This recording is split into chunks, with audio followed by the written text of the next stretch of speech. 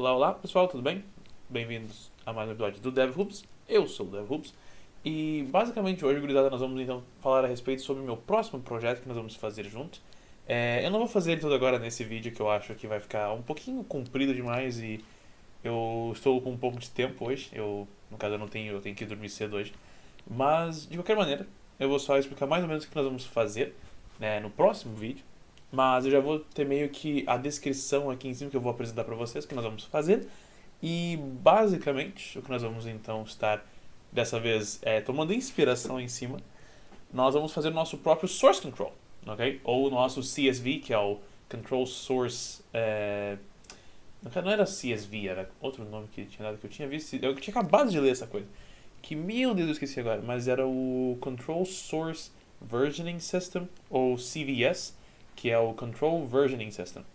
Que o Control Versioning System, ou até mesmo só Source Control, ele só tem controle de fluxo, aonde existem várias maneiras que nós estamos vendo que basicamente eu fiquei muito impressionado com as referências que eu encontrei.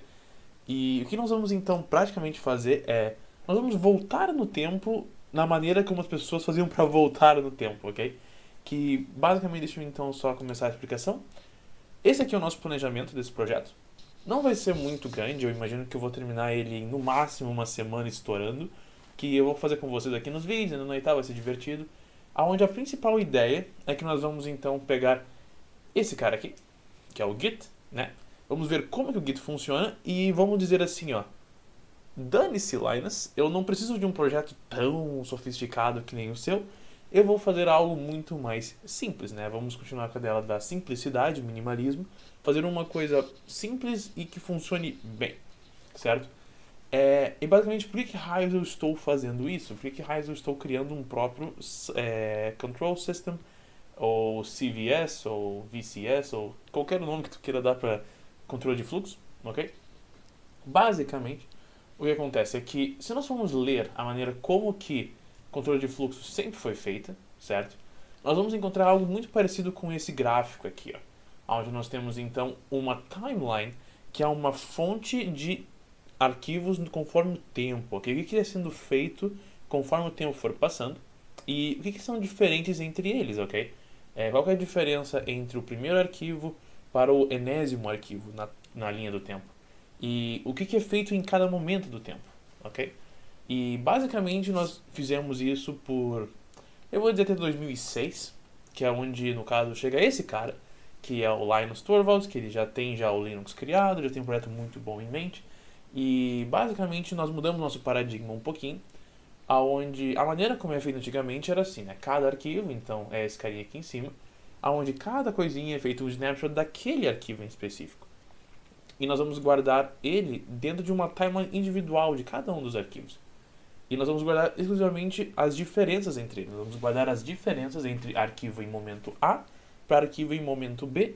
Pegamos essa diferença e guardamos ela, que é muito mais eficiente do que nós guardarmos o arquivo inteiro. De uma maneira geral, nós estamos fazendo algo similar a... Deixa eu mostrar um exemplo. Eu vou criar um arquivo chamado touch, eu vou chamar esse cara de teste.txt. Até vou dar um zoom aqui para nós. Ups. Ok, eu vou criar esse arquivo chamado teste.diff. Eu vou fazer teste, ok? Temos o arquivo teste e eu vou criar um outro cara chamado teste1.teste. Nossa senhora, teste. Ok, pronto. Eu vou só fazer um name que é o teste.teste. Muito bem, piriri. Eu vou só escrever esse cara. This is a test file. Come and get me. Pronto. Algo tipo isso daqui, nada muito caótico, pipipi. E na verdade eu vou só salvar esse cara. Eu vou também sair. Pronto. E a única diferença entre esse outro cara aqui é que eu vou fazer o teste. Onde é que está o teste 1.teste? Ok, sim senhor. This is a letter to my wife in the year 2029. I don't know. 720, 72480 or sei lá, 720, 360. 360. No scope. Algo assim. Certo? Nada muito caótico, nada muito estranho. Tudo normal, certo? E esses arquivos que eles fazem, eles vão guardar as diferenças entre um e o outro. Nada, de novo, muito caótico. Então nós tínhamos o teste.teste. E eu quero a diferença entre esse cara, que só tinha uma linha, né? Com o nosso teste1.teste. E nós claramente temos uma diferença assim muito simples, muito superficial. Que,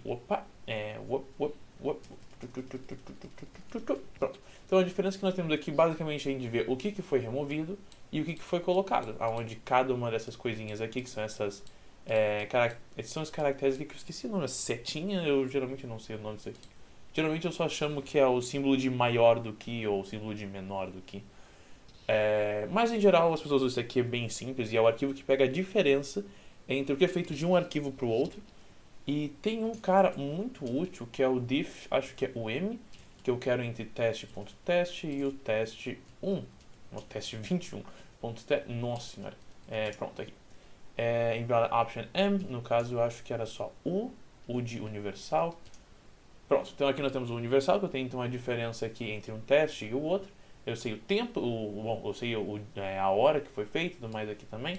Até o meu time zone, que nesse caso eu estou no Brasil, nesse caso eu estou com -3 em comparação a Greenwich. Então nós temos UTC time, muito bom. E basicamente nós temos então aqui também guardado o que é feito nesses arquivos, o que é removido, o que é colocado. E isso funciona muito bem, ok? É bem tranquilo e o diff é muito útil porque nós podemos utilizar um outro comando muito mais legal que esse, que é o patch. O patch, por sua vez, ele é muito útil por quê? Porque eu posso utilizar as diferenças entre esses arquivos, que então, por sua vez, podem fazer as atualizações que eu preciso conforme o tempo. O patch, em si, ele basicamente só vai nos servir para duas coisas, que é ir no futuro, quer dizer, ir para frente no tempo e voltar no tempo. Mais para voltar no tempo do que para frente. Porque, sendo bem sincero, quem utiliza Git, até vou chegar um pouco mais perto para ajudar vocês aqui, ó. Quem aqui já usou Git sabe que o patch em si funciona muito bem e para voltar no tempo, certo? Mas eu não conheço ninguém que fez o contrário, sabe? Que, eu fiz muitos no futuro, voltei e daí então eu fiz um patch do passado pro futuro. Eu nunca vi ninguém fazer isso, eu nunca fiz isso, talvez eu só seja meio que, sabe, alienado nisso, ou ninguém nunca me contou que dá pra fazer isso. Mas eu nunca fiz e eu nunca consegui fazer isso também. De novo, então, se vocês conseguirem alguma coisa ou souberem de alguém, por favor, falem aqui embaixo. Eu vou adorar saber sobre isso, porque ir no futuro é muito estranho. E basicamente é uma má ideia você ficar fazendo esses ir e voltar no tempo muitas vezes num projeto. Mas o que acontece é que quando nós temos múltiplas viagens no tempo, ou múltiplas linhas de tempo, como no caso é feito há muito tempo atrás aqui, basicamente, eu esqueci de postar o meu rostinho de novo. Basicamente, então, o que acontece? Nós temos então essas várias linhas de tempo que é feito até então. O Git ele faz de uma forma diferente. No caso, provavelmente vocês devem ter visto que tu não consegue voltar para um momento no tempo de apenas um arquivo. Quando tu volta para um momento no tempo, tu volta para todo o teu arquivo, para todos os arquivos. Que basicamente o que acontece é que ele mesmo aqui diz aqui que basicamente o Git ele vai tocar um snapshot, certo, de todo o teu projeto. E essa é a principal diferença entre o tradicional, que é no caso essa aqui com múltiplas linhas de tempo, com a maneira conveniente, que é a maneira do Linux, que é a maneira do Linux, que é a maneira do Git. O Git ele tem um motivo pelo qual nós fazemos assim, porque a ideia principal é que quando tu fazes um commit, ou fazes um push, ou fazes qualquer coisa, estás a fazer um git commit, git push, para um projeto inteiro que esteja funcionando principalmente. Se nós formos pensar na filosofia principal que foi feito esse cara, ele foi feito para ajudar no desenvolvimento do kernel do Linux. Algo que quem já mexeu com C sabe que trabalhar com C não é a coisa mais fácil do mundo. Agora mistura isso com desenvolver um kernel de milhares de supercomputadores que existem no mundo inteiro para sei lá quais motivos que as pessoas geralmente vão usar para botar imagens de gatinho e tweets no Instagram, vai entender, ok? As pessoas têm mil e uma utilidades para isso, então claramente o kernel ele tem que sempre estar funcionando, ou pelo menos funcionar da melhor maneira possível. Arch Linux, by the way. Pronto. Tendo isso dito, qual que é a grande diferença do nosso em comparação com o do Git?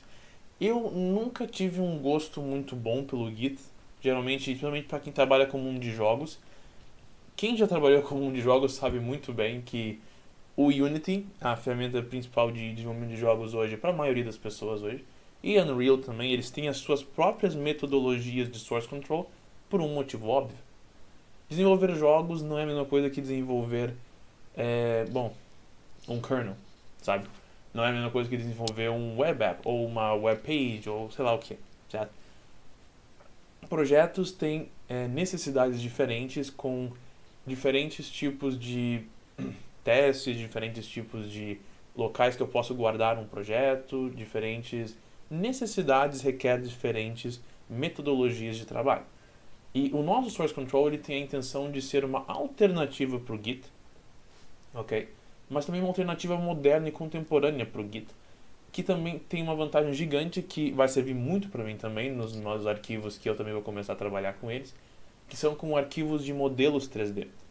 Arquivos de modelo 3D têm uma grande desvantagem em comparação com outros arquivos, que provavelmente seu arquivo vai ser gigante, ok? A quantidade de dados que é preciso para guardar um cubo, certo? Num arquivo OBJ, ok? Vai guardar os vértices desse cubo, vai guardar as UVs, provavelmente. Vai guardar, assim, se a gente for pensar no mínimo necessário, vai precisar guardar cubo ou vértices, tu vai precisar guardá-los. O que mais vai precisar? Tu vai precisar de normais, provavelmente. E mais ou menos esse aí vai ser tipo o bare bones total. Tu não vai nem guardar cores, tu não vai nem guardar texturas, vai guardar literalmente só vértices e números. Ok? Se nós vamos pensar em vértices e números, eu vou abrir já um Scratch Buffer aqui só para me ajudar aqui um pouquinho. Se nós formos aqui pensar juntos nesse cara aqui, ó. Imagina que eu quero guardar um cubo, certo? Um cubo ele vai ter que ter pelo menos 6 vértices.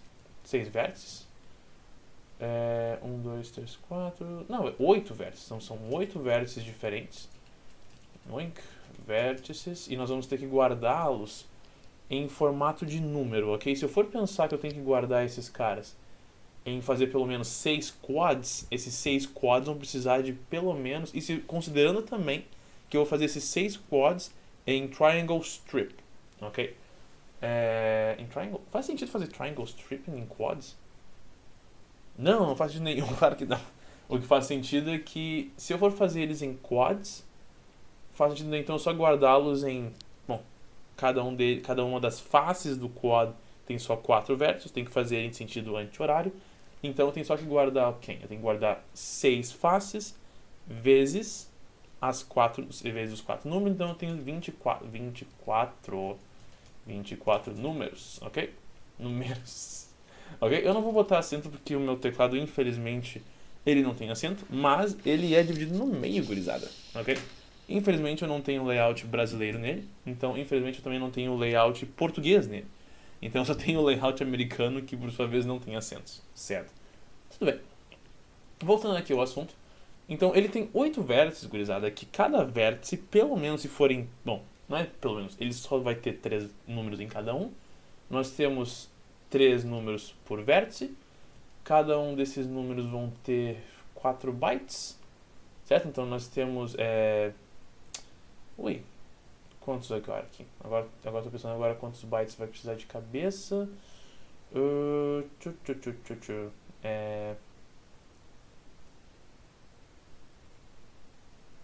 Tá, vamos pensar numa coisa de cada vez. Então no caso nós temos 24, certo? Que são os números de...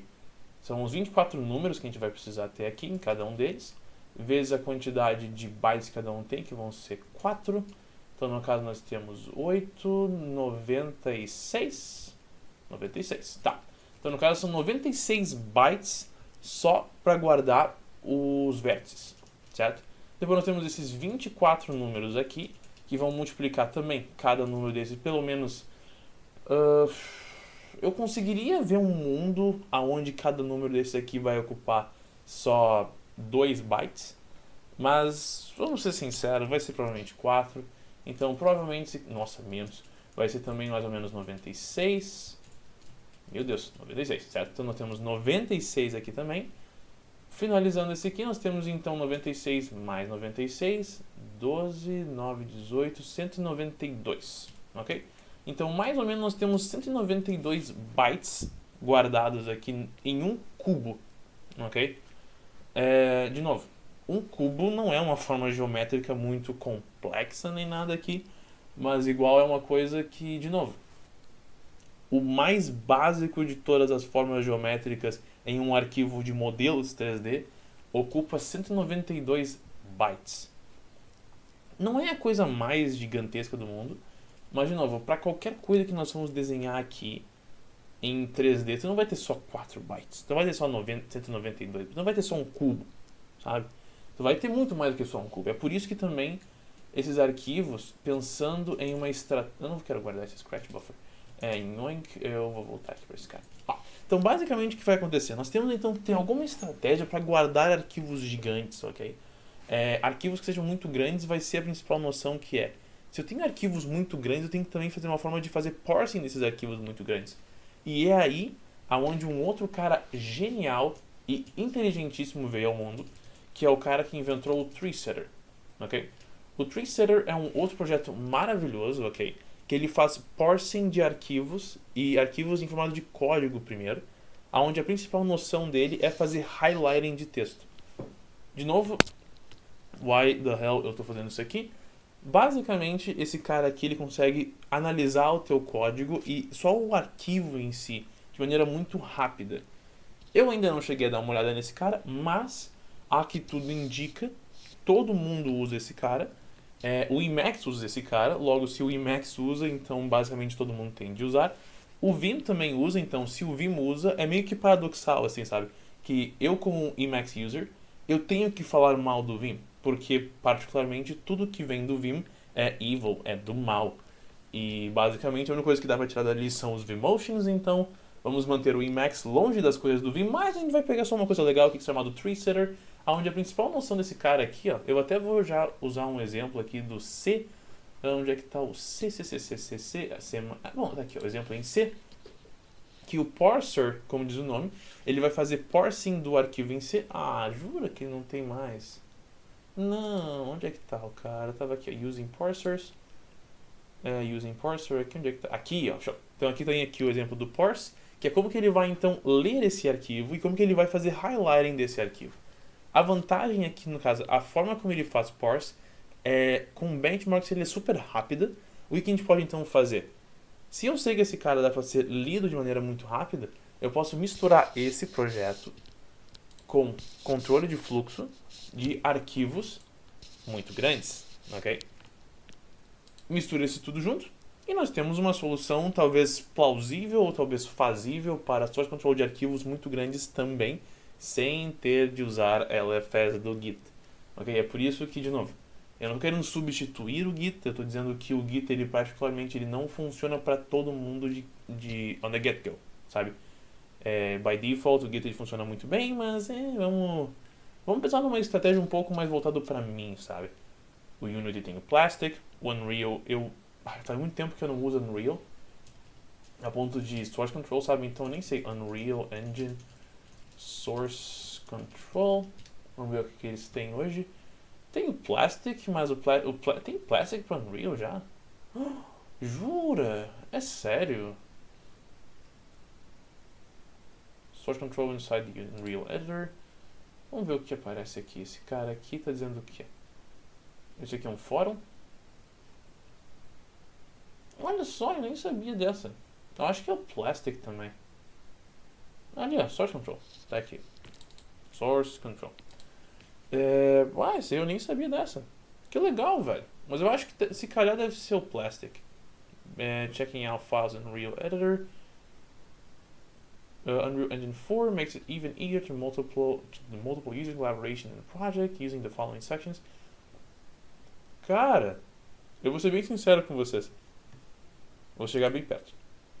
Eu não sabia que existia Unreal Engine 4 com esse Source Control.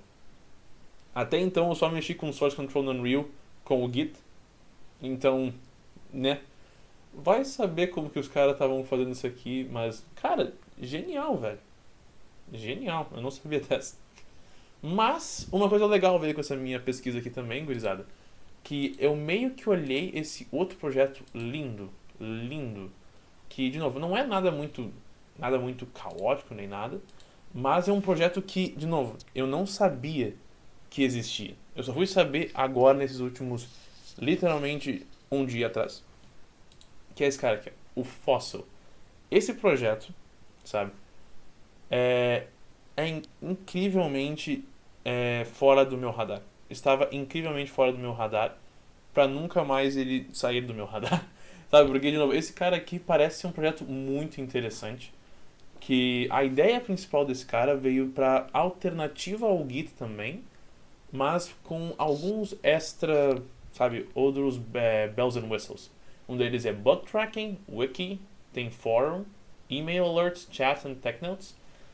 Esse aqui praticamente eu ainda não testei ele, mas se o que ele está prometendo aqui é, de novo, an additional TDO and distributed version control, esse caso aqui chamou de DVC, like Git and Mercurial, certo?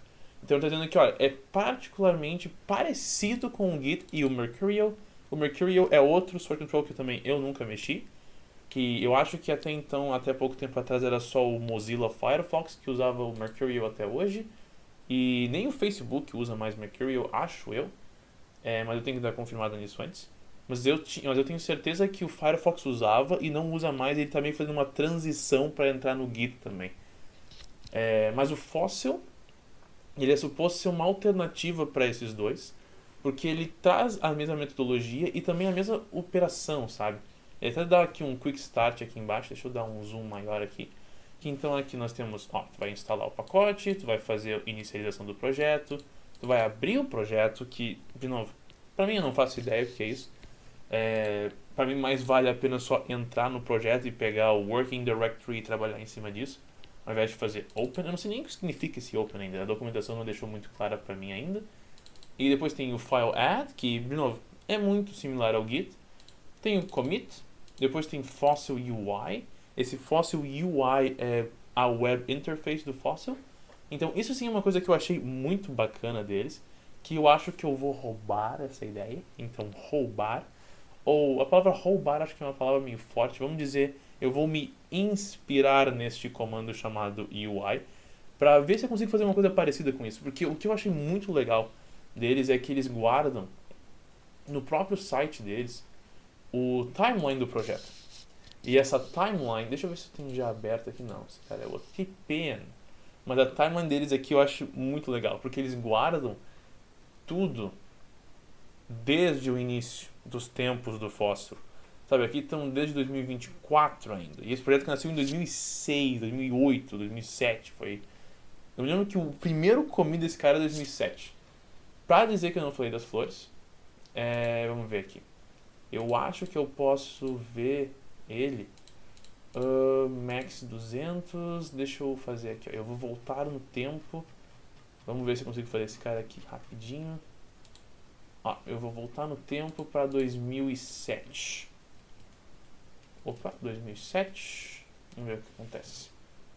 Ah, não, esse tempo não tem. Vamos fazer 2007, 4. Vamos fazer 2007, mês 8. Mês 8. Aqui, boa. Então aqui até agosto. Vamos fazer melhor. Vamos fazer até dezembro. Esse aqui é 8. Isso, aqui é mês. Então até o mês 12. Show. Então até o mês 12 de 2007. Nós temos informação aqui que eu achei muito legal essa metodologia de visualização deles. Metodologia. No caso, só pegar o SQL, porque o que eu entendi desses caras eu achei muito legal também. Que eles fazem tudo em SQLite na base de dados deles. E aquela base de dados é o que guarda a informação. É uma maneira de fazer as coisas, certo? De novo, why? Mas funciona, sabe? E tá tudo bem. Pessoas fazem coisas engraçadas. Go figure, ok? Mas de novo, eu ainda estou muito interessado em ver mais coisas sobre isso. Mas vamos só ver mais ou menos até onde que esse cara vai. Porque aqui, ó.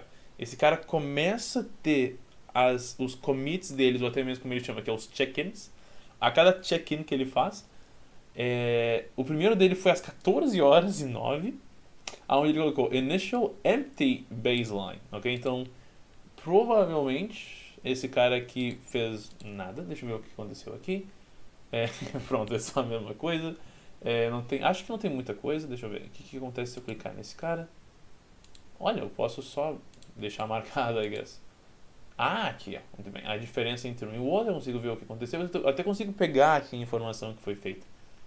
O que é ótimo. Infelizmente eu não consigo ver a diferença, o que isso pode ser um pouco chato. Mas se calhar deve ser melhor. Eu até posso ver tipo Tarball, Zip Archive, SQL Archive. Deixa eu ver o que o SQL está fazendo aqui. Noink. Não, eu não quero escolher a aplicação. Tudo bem. Também não é importante. Deve ser provavelmente só um diff, provavelmente, ou alguma coisa parecida. E que tem esse cara aqui. Acho que é só um botão que não faz nada. Show. Mas eu achei muito legal a maneira que ele fez para visualizar o que está acontecendo. E também se a gente consegue então adaptar esse cara para fazer uma coisa mais bonitinha visualmente para o nosso, seria muito bom.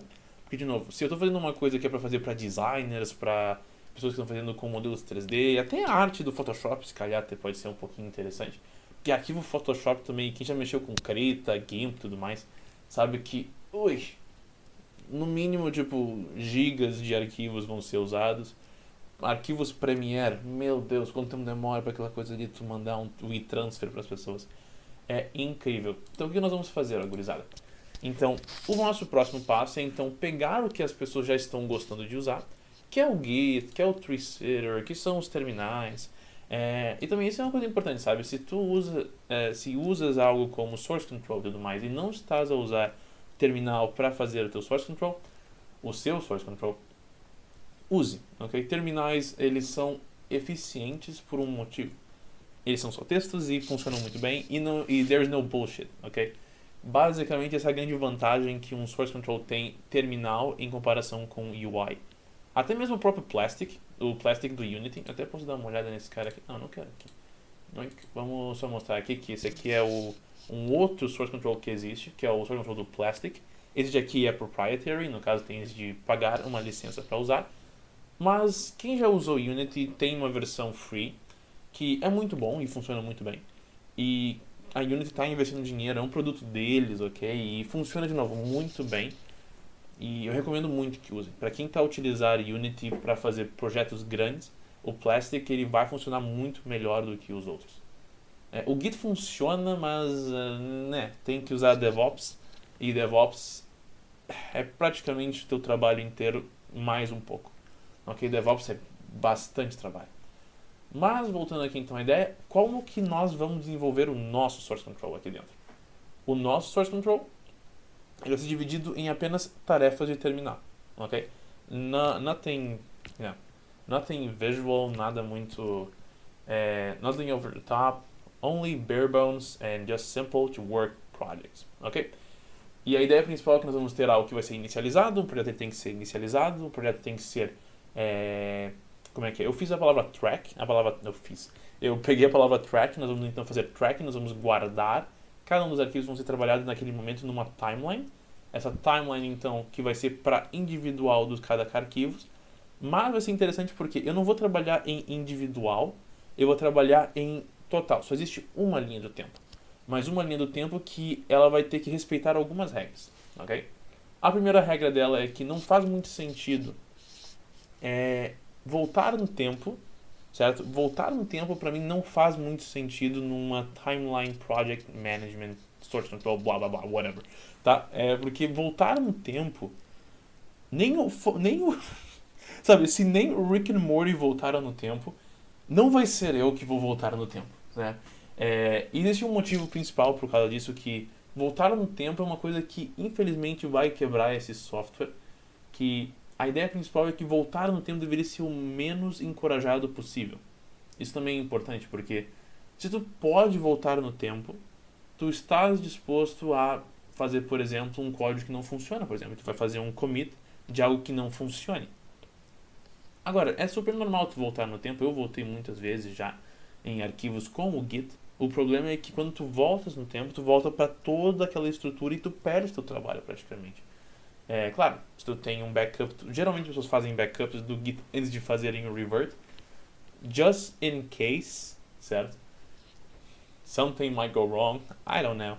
E pronto, né? Então tu tem ali o teu reforço para quando tu vai começar. Claro, se tu sabe Git, tu não vai ter esse problema. Mas, de novo, a ideia principal é essa. Tu vai ter então uma forma de fazer tracking numa timeline constante, onde quando tu volta no tempo, ao voltar no tempo, tu vai na verdade só pegar aquele momento do tempo anterior e vai fazer uma cópia para o presente. Pode ser um pouco chato? Pode. Vai consumir memória? Vai. Mas, de novo, é para ser desencorajada, ok? Voltar no tempo, se tu vai voltar no tempo, convém voltar para todo momento no tempo, não para apenas um momento no tempo. Porque se tu for voltar apenas para um momento, para um arquivo, convém então trazer esse cara para cá. Uma outra metodologia também que eu vi, que foi um amigo meu que me disse esses últimos 2 dias, foi que ao invés de tu trazer esse cara de volta pro tempo, não mais valia então tu só, né, dizer, olha, se tu for voltar no tempo, tu não pode, né, reverter. Porque reverter a volta no tempo não faz sentido. Porque reverter a volta no tempo, tu vai então, sabe, tu tá dizendo que então voltar no tempo faz parte do teu tempo atual? Sabe? É que nem aquela questão do undo e redo. É legal que exista um undo buffer e tudo mais para arquivos, mas ninguém sabe que esse cara existe, então será que ele existe mesmo? Eu nunca vi um Tesla. Será que Teslas existem? Uau, sabe? É aquela coisa de discussão meio absurda de bar, mas que nesse caso até que faz sentido, ok? Não a coisa do Tesla, claro, mas a coisa do voltar no tempo, porque pra nós, enquanto estamos desenvolvendo projetos assim, e voltar no tempo e fazer commits e fazer reverse e tudo mais, convém, né, não voltar no tempo pelo motivo de que, de novo, projetos quebram, as pessoas perdem o controle do projeto, repositórios ficam absurdamente grandes e, de novo, quanto menos complexo for um projeto, melhor para as pessoas. E aí que vem o meu próximo ponto. Branches, para mim, eu trabalhei com branches, sei trabalhar com branches. Geralmente eu tenho só 2 branches, eu tenho uma main branch, que é onde está o software final, e eu tenho uma development branch. Eu tenho uma test branch de vez em quando, mas é só muito de vez em quando, se eu realmente preciso. Então eu fico aquela questão assim atrás da orelha. Branches para projetos pequenos fazem sentido? Para mim, se eu tenho a permissão de poder voltar no tempo para um momento que o projeto funcione, ou se eu consigo voltar no tempo para um momento onde meu arquivo de modelos 3D existia, ou existia de uma forma mais bonita, ou se eu posso só voltar no tempo para um momento antigo de um arquivo e trazer ele para o presente, sabe? Para que fazer mais branches, sabe? Eu realmente nunca vi uma necessidade para coisas muito pequenininhas terem vários branches. Para algo muito maior, onde nós temos uma grande quantidade de pessoas trabalhando juntas, daí sim, faz sentido. Mas eu vejo que cada vez mais os projetos de desenvolvimento ficam cada vez menores e menores e menores. Eu dou exemplo agora do meu aqui, no nosso trabalho agora ali, no meu trabalho onde eu tenho agora. Eu e mais uma pessoa, sabe? Então não é tão necessário assim, sabe? Sabe, a gente pode conversar. O WhatsApp existe, né, gurizada? Pelo amor de Deus, vamos comunicar-se. Um projeto não é feito só de e-mails e conversas no Teams ou no Zoom ou no Jitsi agora. Esses dias que eu fiz uma conversa com um amigo meu lá de Portugal. E o cara, vamos usar Jitsi? What the hell is Jitsi, man?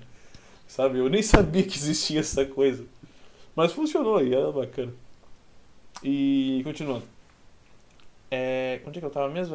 Claro, tá.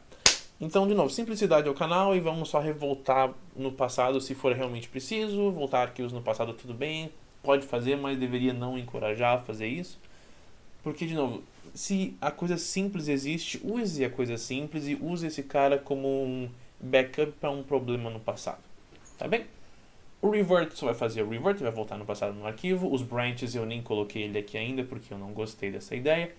Mas uma ideia que eu gostei muito foi a questão da ideia do UI, que eu acabei de ver também esses últimos dias. Eu só não coloquei ele ainda porque... como é que eu vou dizer assim? A web é complexa.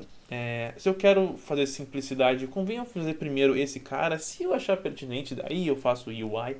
Mas o UI é meramente ilustrativo para um projeto pequeno com 3, 5 pessoas. De novo, cara, qualquer pessoa pode olhar só o status ou só ver os logs. Os logs vão te indicar bastante, porque uma coisa que eu quero realmente fazer importante nesse cara aqui é que a nossa timeline, ela é a parte mais importante desse projeto e ela tem que funcionar muito bem. E como que eu projetei essa nossa timeline? Bom, aqui nós temos o nosso project structure de como que o source control, ou SC, ele funciona. Nós temos então a root do projeto, até vou, acho que dá um zoom, show. Então basicamente o que vai acontecer? Nós temos então um projeto, acho que eu tenho, até que eu botei zoom demais, acho. Show. Aqui tá bom. Então vamos continuar aqui. Então nós temos a raiz do projeto, a project root, e dentro da raiz do projeto, uma vez que é feita inicialização desse arquivo, desse projeto, né, nós vamos então começar criando um .sc, basicamente como o Git já faz, para realmente deixar o cara mais invisível possível e mais agnóstico possível do source control. Porque isso também é uma coisa que o Git, isso aí eu tenho que dar os parabéns pro Git, que é o quanto mais invisível ou agnóstico o usuário tiver do controle de fluxo dele, melhor. Ok? Por quê? Controle de fluxo é extremamente complexo. 2, como que a gente vai organizar esse nosso arquivo e como que o controle de fluxo vai funcionar em questão de formatação de tempo para arquivos entre colegas de trabalho. Convém ficar de maneira configurada num servidor, muito mais do que de uma maneira local para entre pessoas assim e ter uma convenção de regra. Então, basicamente, no final, o servidor é que vai gerir tudo nos commits que vão existir e os pushes que vão existir, se for necessário, ok? E a terceira coisa assim é que quanto mais agnóstico for o projeto com o controle de fluxo, menos chance de alguém tipo, eu quero mexer nesse cara agora. Eu quero ver o que acontece, sabe? E, de novo, né, não é trabalho de ninguém ficar mexendo nos commits de ninguém. Porque raios tu vai abrir o commit JSON ali do cara? Não tem muito porquê. Sabe? E isso é uma coisa que pelo menos também o Git faz muito bem, que ele praticamente deixa tudo em formato binário compresso. Compresso? Não, comprimido, essa é a palavra, compresso. Eu pensei em compressed data aí, então foi um prensado assim no meio. Mas pronto, então o que acontece? Aqui, basicamente a ideia é que nós vamos ter arquivos que vão ser relacionados à timeline do projeto, os arquivos estão sendo feitos tracked e como que esses tracks vão ser mantidos e configurados, ok? Então, vamos começar primeiro com os track files de um trabalho atual. Temos então o config do JSON. O config JSON aqui é só como que o projeto ele é configurado, ok? Como que o servidor ele trabalha em cima desse cara. Esse cara, então, o servidor já tem esse arquivo e quando tu clonou o projeto ou quando tu começou a trabalhar em cima dele, tu vai ter então as regras desse cara que vão ter aqui, que são as regras que o projeto vai obedecer, ok? Por exemplo, se a tua mensagem tiver mais de 150 caracteres, ele vai dizer, olha, chegamos até aqui, tu botou mais, tu quer manter o que tu fez corrigido até os 150, ou você quer não fazer o commit. Basicamente é isso. Outra coisa aqui que podemos fazer no config é que, vamos dizer que ele precisa ter essas características na tua mensagem. Ou tu pode fazer tags, ou tu nem precisa fazer tags, ou tu não pode fazer tags. O config vai ter tudo isso aqui responsável, aonde para cada trabalho que tu for fazer, vão ser seguidas essas regras do servidor final. Próximo, o tracking.csv. Esse arquivo vai ser o arquivo responsável pelo atual trabalho que o source control vai fazer. Como assim?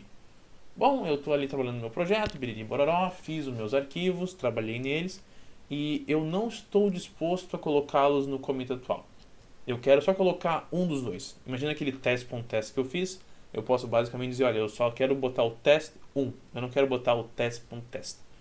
Tu vai então só fazer track, add, daquele track, vai fazer o track, add daquele comando e colocar o arquivo que a gente quer. E aquele tracking vai então ser colocado ali dentro. E a ideia é que o tracking ele vai ser responsável de dizer quem é esse arquivo, aonde que ele está, né?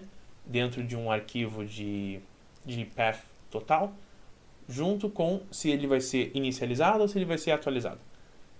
E nós temos como saber porque a timeline sabe disso. A timeline que ela vai ser definida com os tracked. O track directory é onde nós temos todos os arquivos guardados em formato de diffs. O diff, por sua vez, é onde cada arquivo vai ter então as diferenças guardadas naquele momento que ele fez um commit. Então nós temos aqui o diff do arquivo tal, outro diff de um arquivo tal e um terceiro diff de um arquivo tal. Por que que cada diff é definido com um commit ID? Onde então, no caso, se formos pensar numa tabela, a timeline inteira ela é definida por vários commits. Esses commits, por sua vez, vão ser arquivos que nós estamos guardando aqui em cima, aonde se eu quero retornar para um momento no tempo de um projeto, eu consigo voltar para momentos específicos dele, que são as tags da timeline. Mas, por exemplo, imagina que eu queira só revoltar naquele tempo para um momento de um arquivo. Eu também posso, porque também é o que eu posso, ao invés de retornar o projeto inteiro, fazer o meu revert da tag do commit, que é o commit ID, eu posso voltar para, por exemplo, eu quero fazer um revert do arquivo tal para uma tag do arquivo tal.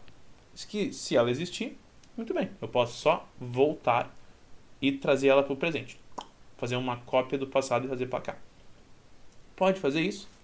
De novo, não é uma coisa muito legal de se fazer. E a estratégia também que é só não colocar na timeline, também podemos fazer assim. De novo, não é muito ideal fazer, mas podemos, sabe? E, de novo, tá tudo bem, acontece. E basicamente aqui o que vai, então, de novo, revisando. Esse cara aqui faz o commit. Esse cara aqui, então, é a informação principal de que é feito nesse commit. Esse commit ID é onde vamos guardar tudo que vai ser feito em cada um dos arquivos. E depois aqui nós temos o que de fato aconteceu com esse. E basicamente a timeline é dividida em projeto, arquivo individual. E o commit em si é o que vai ser responsável por guardar essa informação, de novo, referente ao projeto ou referente a um arquivo individual. Não é muito difícil de fazer, é só realmente muito chato como que a gente vai documentar isso e mais especificamente como que a gente vai fazer os comandos dele. Porque o CLI, de longe, é a parte mais chata de estruturar, porque entre as palavras são muito parecidas ou elas são horríveis, não tem muito intermédio. Porque entre tu vai, por exemplo, init, track, ou add, ou check-in. O check-in de longe eu achei mais legal de todos, mas talvez um pouco, né, exagerado, porque o check-in, na minha opinião, se tu vai fazer, por exemplo, nome do comando, ou command, ou vamos dizer assim, source, ou imagina tu fazer git check-in, sabe? Não funciona muito bem, mas git commit ou git push é mais fácil. Eu acho que quanto menor a palavra e quanto mais singular ela for, melhor. Ok? Commit, o revert também é muito bom. E basicamente nós vamos ter esses comandos aqui. Nós vamos ter esses comandos aqui mais importantes. O init é o que vai começar. O track é responsável por, então, tu colocar esse arquivo dentro de um projeto, no atual trabalho do projeto. Depois aqui nós vamos ter o track remove, que é aquele que vai remover o cara do atual trabalho. Por exemplo, eu coloquei esse cara, mas de fato eu não estava suposto colocar, né? Então tu pode remover ele. Nós temos o commit. O commit, então, por sua vez, vai dizer, olha, pega tudo que foi feito aqui e só lança para a timeline. Depois nós temos o revert. O revert, por sua vez, então, ele só vai reverter entre os arquivos ou um arquivo para um momento estampado, stamp, que eu coloquei aqui, no caso é o... Como é que é? Eu esqueci, tem uma palavra em português para isso, não é estampado. Sabe quando aquelas cartas antigas que eram feitas com cera, ou não sei se era cera, mas também tão... Era cera de vela, né? Então o cara botava cera ali e pum, botava um carimbo assim. Acho que é carimbar que a gente pode chamar os tempos. Então nós podemos voltar para um momento carimbado da timeline, que é o geral que a gente vai fazer, porque todo carimbo também vai ser tipo um UID, mas o carimbo ele só vai ser responsável por ser uma forma mais fácil de voltar, que eu ainda vou planejar como fazer isso, porque né, é um pouco difícil. E também a gente pode voltar para o momento chave de um arquivo para o carimbo. E o último, mas não menos importante, que é o status. O status, eu acho que eu ainda estou curioso como que eu vou expandir o status, porque o status, para ser bom e útil, ele tem que me dar não só a informação do atual trabalho. Provavelmente os logs, como o Git faz, vai ser a principal inspiração para o que eu vou fazer a mais do status. Que, de novo, um projeto que nem qualquer controle de fluxo, se é um projeto que tu planeja colocar, tipo, eu vou colocar só 6 meses nele, tudo bem, não vai ser uma coisa muito grande. Mas se vai trabalhar em um projeto que, tipo que eu vou ficar 1 ano, 2 nele, convém não ficar só com status do atual. Convém ter, tipo, status de tudo que já passou. ou talvez só os logs, ou até tipo status stamps, e assim por diante, sabe? Eu acho que de longe, e é por isso que eu achei muito interessante do Fossil do GUI, porque o GUI vai ajudar muito mais do que só ver a parte em texto, porque de novo o texto vai ser o principal, mas se eu consigo, por exemplo, ter um comando que eu consiga ver o projeto em si de forma gráfica, visual, ajuda muito não só para mim, porque de novo, eu sou uma pessoa muito visual hoje enquanto eu estou trabalhando, e o visual ajuda muito, tanto que eu estou usando o Emacs e não estou usando o Vim, né?